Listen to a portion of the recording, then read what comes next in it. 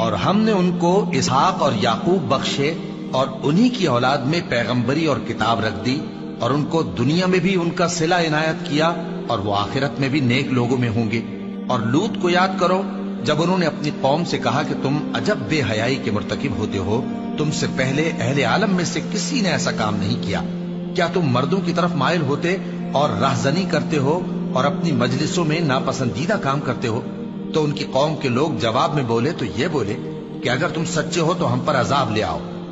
لوط نے کہا کہ اے میرے پروردگار، ان مفسد لوگوں کے مقابلے میں مجھے نصرت عنایت فرما۔ اور جب ہمارے فرشتے ابراہیم کے پاس خوشی کی خبر لے کر آئے تو کہنے لگے کہ ہم اس بستی کے لوگوں کو ہلاک کر دینے والے ہیں کہ یہاں کے رہنے والے نافرمان ہیں۔ ابراہیم نے کہا کہ اس میں تو لوط بھی ہیں۔ وہ کہنے لگے کہ جو لوگ یہاں رہتے ہیں ہمیں سب معلوم ہے،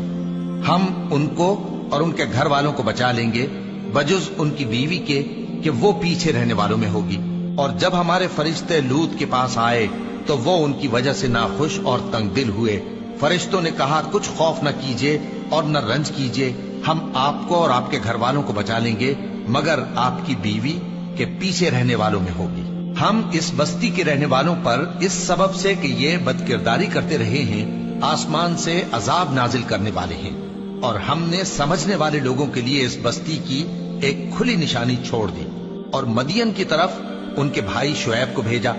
تو انہوں نے کہا اے قوم، اللہ کی عبادت کرو اور روز آخر کے آنے کی امید رکھو اور ملک میں فساد نہ مچاؤ، مگر انہوں نے ان کو جھوٹا سمجھا، سو ان کو زلزلے کے عذاب نے آ پکڑا اور وہ اپنے گھروں میں اوندھے پڑے رہ گئے۔ اور عاد اور سمود کو بھی ہم نے ہلاک کر دیا، چنانچہ ان کے ویران گھر تمہاری آنکھوں کے سامنے ہیں، اور شیطان نے ان کے اعمال ان کو آراستہ کر دکھائے اور ان کو سیدھے رستے سے روک دیا، حالانکہ وہ دیکھنے والے لوگ تھے۔ اور قارون اور فرعون اور حامان کو بھی ہلاک کر دیا، اور ان کے پاس موسیٰ کھلی نشانیاں لے کر آئے تو وہ ملک میں مغرور ہو گئے، اور وہ ہمارے قابو سے نکل جانے والے نہ تھے، تو ہم نے سب کو ان کے گناہوں کے سبب پکڑ لیا۔ سو ان میں کچھ تو ایسے تھے جن پر ہم نے پتھروں کا مے برسایا، اور کچھ ایسے تھے جن کو چنگھاڑ نے آ پکڑا، اور کچھ ایسے تھے جن کو ہم نے زمین میں دھسا دیا، اور کچھ ایسے تھے جن کو غرق کر دیا۔ اور اللہ ایسا نہ تھا کہ ان پر ظلم کرتا، لیکن وہی اپنے آپ پر ظلم کرتے تھے۔ جن لوگوں نے اللہ کے سوا اوروں کو کارساز بنا رکھا ہے، ان کی مثال مکڑی کی سی ہے کہ وہ بھی ایک طرح کا گھر بناتی ہے، اور کچھ شک نہیں کہ تمام گھروں سے کمزور مکڑی کا گھر ہے۔ کاش یہ اس بات کو جانتے۔ یہ جس چیز کو اللہ کے سوا پکارتے ہیں خواہ وہ کچھ ہی ہو، اللہ اسے جانتا ہے اور وہ غالب ہے، حکمت والا ہے۔ اور یہ مثالیں ہم لوگوں کے سمجھانے کے لیے بیان کرتے ہیں، اور اسے تو اہل دانش ہی سمجھتے ہیں۔ اللہ نے آسمانوں اور زمین کو حکمت کے ساتھ پیدا کیا ہے، کچھ شک نہیں کہ ایمان والوں کے لیے اس میں نشانی ہے۔ اے نبی، یہ کتاب جو تمہاری طرف وحی کی گئی ہے اس کو پڑھا کرو، اور نماز کے پابند رہو، کچھ شک نہیں کہ نماز بے حیائی اور بری باتوں سے روکتی ہے، اور اللہ کا ذکر سب سے بڑا ہے، اور جو کچھ تم کرتے ہو اللہ اسے جانتا ہے۔ اور اہل کتاب سے بحث نہ کرو مگر ایسے طریق سے کہ نہایت اچھا ہو، ہاں جو ان میں سے بے انصافی کریں ان کے ساتھ اسی طرح مجادلہ کرو،